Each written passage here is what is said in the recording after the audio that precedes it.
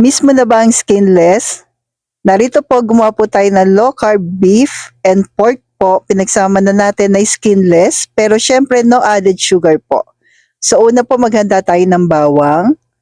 Pero actually, kapag plain lang, gusto nyo po, bawang pwede na, tsaka asin, pwede na rin po yan. Pero ang gagawin po natin ngayon, yung skinless po na medyo manamis-namis, pero wala siyang sugar.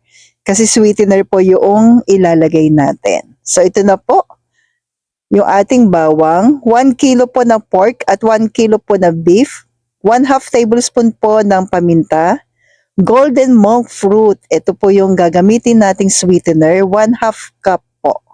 Available po yan sa Grindahan, and 1/4 cup po ng cocoa aminos.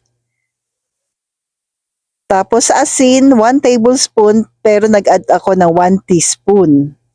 So nasa inyo na po, pwede nyo namang tikman, magluto lang kayo ng konti. Then add po ng bawang. At kalahating lemon. Yan.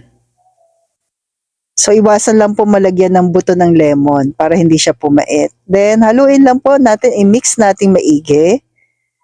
Yan po. After nyan, at kung umabot kayo sa part na ito, salamat po sa pag-comment kung tiga saan po kayo, para alam ko lang po kung saan umabot ang aking video. So tinikman natin ng konti, gumawa tayo ng maliliit na meatballs, then okay naman po. So ito po, partner ko po ay coconut soft vinegar ng Grindahan. So stay healthy, stay low carb po, and God bless sa ating lahat.